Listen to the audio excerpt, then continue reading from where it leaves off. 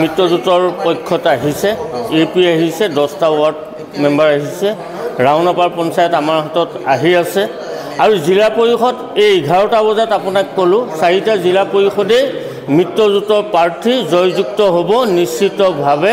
এই কথাটো মই এই মুহূৰ্তত আপোনাক জনাইছোঁ।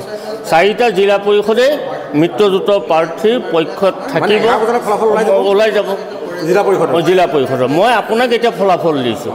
4টা জিলা পৰিষদ এতিয়াও ওলোৱা নাই, কিন্তু 11টা বজাত মই আপোনাক কৈছোঁ 4টা জিলা পৰিষদ মিত্ৰজোঁটৰ প্ৰাৰ্থীত জয়যুক্ত হ'ব। মাজুলী ৰাইজক মই ধন্যবাদ দিব লাগিব, কাৰণ এতিয়া মই এটাই বুজি পাইছোঁ, ৰাইজে যেতিয়া ৰাইজৰ ওচৰত চাপে কাম কৰে তেতিয়া ৰাইজে মৰম কৰে।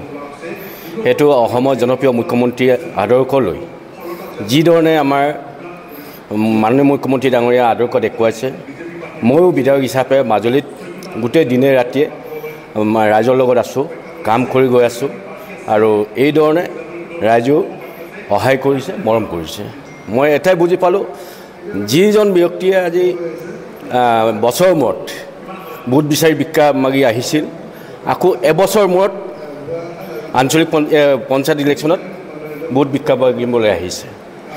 এই মই যে অলপ কেইদিনমান আগত কৈছিলোঁ, কেঁচুৰ লগত যে তুলনা কৰিছিলোঁ, কেঁচুৱে যেনেকৈ মাটিৰ তলত সোমাই থাকে আকৌ বৰষুণ দিয়াৰ পিছত ওলাই আহে, ঠিক একেধৰণে যিজন MP আমাৰ ইয়াত MP সময়ত ভোট ভিক্ষা মাগিবলৈ আহিলে আকৌ পঞ্চায়ত ইলেকশ্যনত ভিক্ষা মাগিবলৈ আহিছে।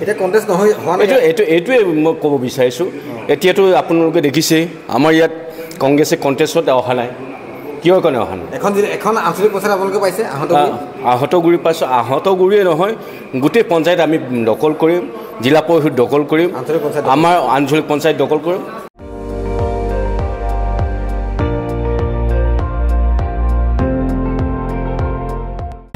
আপুনি চাই আছে ND24, সৰ্বশ্ৰেষ্ঠ নহয় সৰ্বোত্তমৰ দৌৰত।